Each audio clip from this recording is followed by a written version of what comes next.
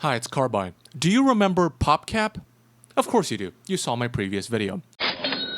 But PopCap were so much more than just Plants vs. Zombies.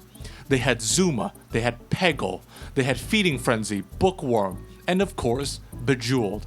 This company had a vice grip on casual gaming during the early to mid 2000s. No, the mid to late 2000s, sorry. So of course, this made them an incredibly attractive target for collaborations. Some of you might know of Peggle Extreme, an official spin-off in collaboration with Valve, featuring characters from their popular series such as Half-Life, TF2, and Portal. But if you gave me 100 guesses as to who PopCap would collaborate with next, never in a million years would I have guessed Square Enix. Yeah, that's Square Enix.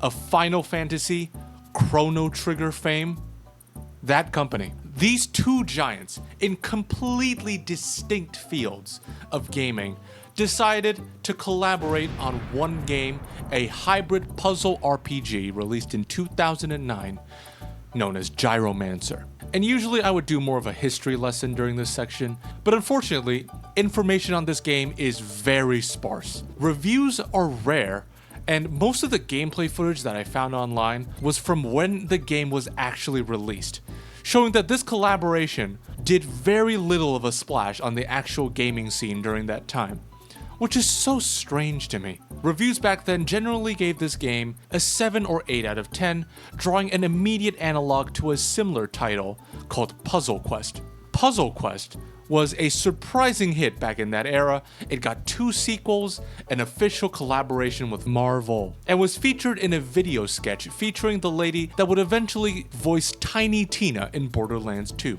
Funny how things come around. Anyway, without further ado, let's go.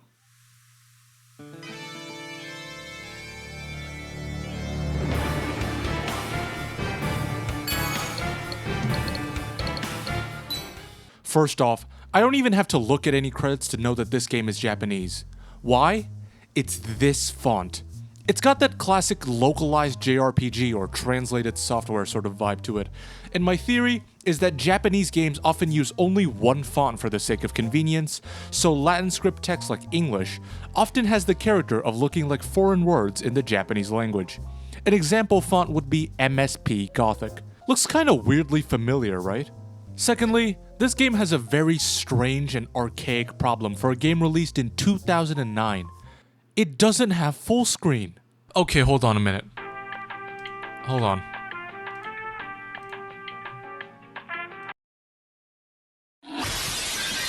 I swear to God this wasn't there.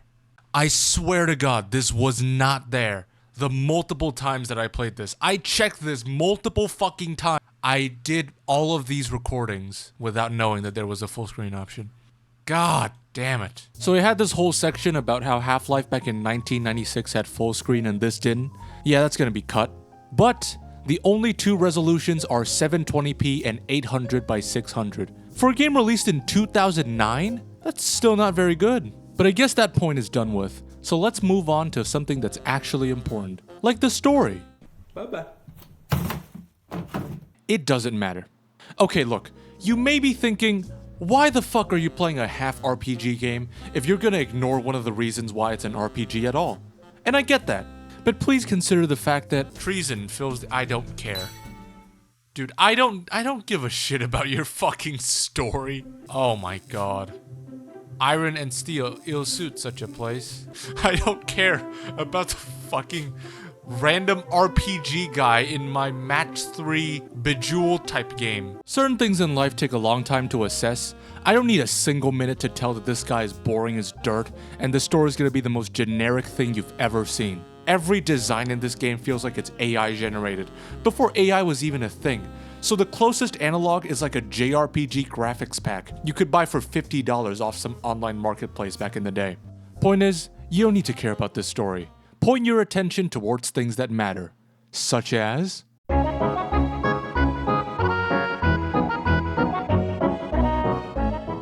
So first off, you know how JRPGs work, right? Top-down perspective, a little small character walks around the map, and then suddenly, oh, random encounter. It's a very common formula, and Square Enix out of anyone should know it best. But to my surprise, Gyromancer operates much differently. You're first greeted by a stage select screen, and when you enter a level, you're put into a kind of maze. You click and hold the mouse to move your guy along the path, and can find various rewards and obstacles. There are chests, healing stations, teleport pads, and of course enemies. There are absolutely no animations for anything. Your guy just hovers around like a piece in a board game. This is the first time I've ever seen a JRPG overworld designed like snakes and ladders, and I guarantee that this is the cheapest way they could possibly do it. No environment designers are needed, they just needed a rock texture and a background. But enough dilly-dallying, let's run into an enemy and... Oh. Alright kids, it's time to pick your first Gyromon. Do you want a black beetle, the owl from Harry Potter, or another black beetle, cause that's all I have. Professor, where's Pikachu? No, I told you not to say that, no! Yeah, this game isn't just Final Fantasy Bejeweled, it's also Pokemon. Because of course it is. Here is how a typical encounter in this game goes. First, you need to pick a monster. Literally doesn't matter at all, and you'll see why. I'll just pick this guy. Next, as you can see, it is a regular game of Bejeweled. Twist. Yeah, I do not like the style of Match 3 whatsoever, but I know why they did it. It's because Puzzle Quest already made their game in the normal style, so they had to be unique. I guess. To attack an enemy, you need to fill these bars at the bottom of your screen by just matching a lot of jewels, with a huge bonus if you actually clear ones of the same color as the bar. The enemy's bars will also increase, but you can slow them down by matching jewels of their color. When a bar fills up, a random jewel will get zapped, and if you match it, BAM! The enemy gets hurt. But if you get attacked by an enemy, you get 6 or 7 turns to match that gem and clear it out, and you will take no damage. Repeat until one party dies, and the fight will conclude. This formula is pretty good. The gameplay loop is fun, and PopCap put their usual bright lights and twinkling sound effects that help Bejeweled become so addictive in the first place. Pavlovian player slavery is how Eurogamer described it, which is quite aggressive but scarily accurate. Like, have you ever booted up Peggle and felt compelled to only play one level? Yeah, me neither. And that energy wanted to be in Gyromancer.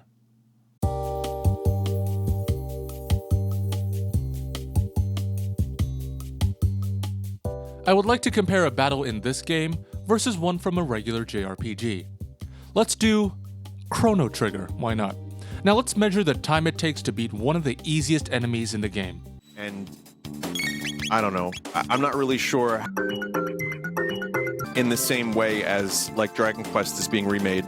Okay, around 32 seconds for one enemy. That seems pretty reasonable. Now, let's see how long a battle takes in Gyromancer against beginner tier monsters. I kind of agree now.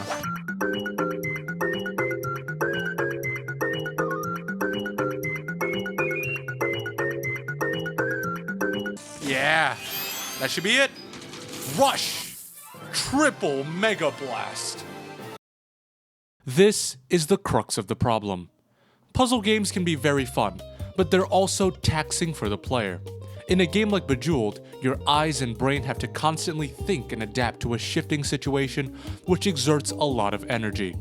This is why even though puzzle games are addictive, it's actually very difficult to maintain focus for more than an hour straight, whereas in other games it can be very easy, like Terraria, which has natural downtime. For low-level mobs in a JRPG, you can just press the A button a few times and then it just dies, and then you move on to something else. But in Gyromancer, it takes much more effort to take down a single easy enemy than 10 JRPG random encounters combined. Every enemy takes at least a minute, even 2 to 3 if you straight up get unlucky with the board. But effort does not mean difficulty. No, it doesn't. There are like 6 or 7 enemy types in the game, supposedly with different attacks, but I can't remember a single one, and I for sure didn't change a damn thing about my playstyle. There is a startling lack of consequence in this game. The battles are long, but the stakes couldn't possibly be lower. There are no time limits during battle, so it can go on forever if you want. There are no move limits, so you can pretty much spam until you win, thanks to the helpful highlighting of legal moves. The enemy's attacks are also barely threatening and can be dispatched of easily, but if one of your monsters happen to die, the enemy's HP is retained, meaning you can just use another one to finish it off.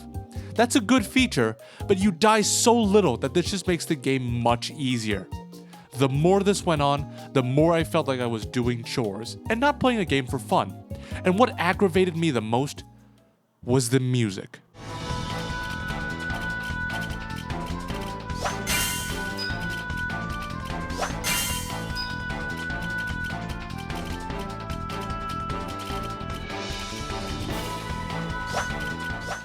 This has got to be one of the most unmemorable RPG battle songs ever made, and it is present throughout the whole game. There is a boss fight track, but that one sucks too. The mixture of constant annoying battles and the same fucking generic orchestra song began to give me a headache around the 1 hour mark, where absolutely nothing had changed, and I was just tired as fuck. It gave off the same sensation as those old Chinese MMO games that have auto grinding with flashy graphics, except in that you're actually excited for an eventual result instead of dreading ever having to continue. I had to put on other game OSTs to stay sane. Oh, this is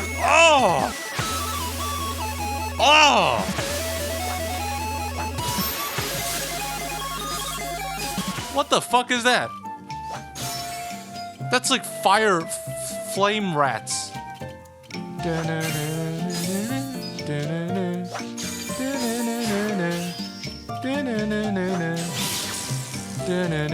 That was huge damage. After 1.5 hours, I just felt compelled to end my stream. I'm gonna be honest, I'm done with this game. This is so boring. This is unbelievably boring. There's almost no variety between stages. You just do the same thing over and over and over and over again. No one was interested enough to watch anyway, which matched my mood almost exactly, so I stopped and never played the game again. Until I did.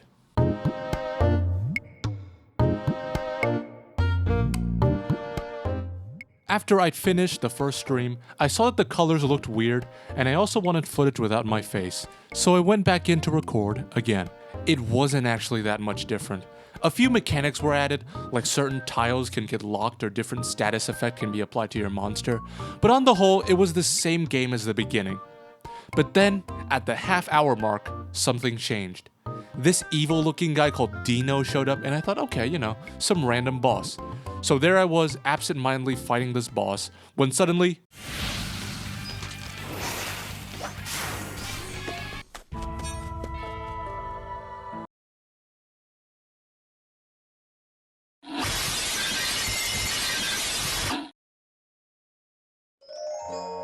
I failed! Yeah, for the first time, the actions that I took had real repercussions. One of the few times I've ever been excited to lose in a game. His gimmick is that you have to play really quickly and push down this flea bar, because if that fills up, he is gonna escape. He also switches colors periodically to keep you on your toes, although this kinda helps me more than it hurts. Still, a battle that actually gave me a challenge in Gyromancer. Go figure. There was some more story. You see this lady character I didn't introduce you to because I don't care? Yeah, she got killed by Dino, went in the afterlife, and then got revived by some old sage monkey guy. No big deal. But after that, the game pretty much proceeded as normal. I moved to the next chapter and got ready to play 15 or so minutes before deleting the game for good. And that is exactly... Yeah! Shit just got real all of a sudden. After 2 hours that felt like 20, this game finally changed in a significant way. You are now punished for doing spins that don't clear any jewels or idle spins. You can still do it, but it doubles the rate at which the enemy charges its attack. And if you're being attacked by a jewel, the timer goes down by 2 instead of 1 for every idle spin. This is what I'd been hoping for. Suddenly, every single battle becomes more tense and exciting, because there are now real consequences to sloppy and careless play. Whereas previously I could do 6 or 7 spins in a row, that behavior now would result in my swift and definite demise. This new restriction forces me to put real effort into thinking and calculating what moves to play. It finally let my brain activate again to think and strategize, which just begs the question, why the fuck did they wait this long? 2 hours in a puzzle game is like 12 hours in Minecraft, and I was already giving up hope of something ever changing by the time this showed up. Just really awful pacing from Square Enix here. But although this was quite refreshing, as I played more, a very obvious problem started rearing its head. This game lives and dies with luck. In most puzzle games, ow, bit my tongue as soon as I talked about luck. Anyway, in most puzzle games, the pieces are deliberately placed and static for a controlled and designed experience, but Bejeweled is different, because you can't control or even know when good luck or bad luck could strike. You can do one spin and instantly get a 5 to 6 combo streak without even knowing what happened, or just as likely get a bad jewel that's placed in a horrible spot, and you have no chance of clearing it. This makes the new idle spin rule much more difficult. It's a lot harder to calculate your moves and strategize when things can simply occur out of nowhere and fuck you up for good. It's why chess doesn't have a system where a piece suddenly gains 200% abilities or a bomb appears in the middle of the board and you have to defuse it. And to show just how luck-based this game is, take a look at this. The challenge is to get as many line clears in a row as possible to rack up a streak and reach level 5 on this bar right here. Every turn without a match equals 1 lost level. And you know what happened?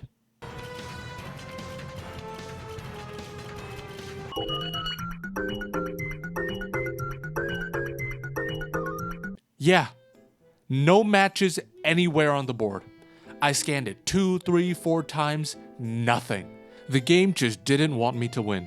And at that point I had seen enough and decided to put down the game for good and start writing this review. I didn't finish Gyromancer, and high chances are, neither will you. It's a cool concept, but the execution left so much to be desired, and the general vibe of the game was slapdash and unloved. Trying to save as much money as possible in this project that was probably tied for last place on Square Enix's priority list. They did not care about this game, which is a damn shame. Gyromancer represents a very brief yet highly impactful period in gaming's history, where online flash games and pre-installed shareware brightened millions of childhoods all over the world. A multi-million-dollar gaming giant saw the immense rise of casual gaming and wanted to strike while the iron was hot. And even though what came out of it was an aggressively mediocre, cheaply produced and largely ignored game, it is a wonderful oddity representing a bygone era with two entities that will never work with each other ever again. Unless there's a Sephiroth skin in PvZ2 or something, I don't even know. Anyway, that's all from me. Like and subscribe, and thank you all for watching my video. Peace.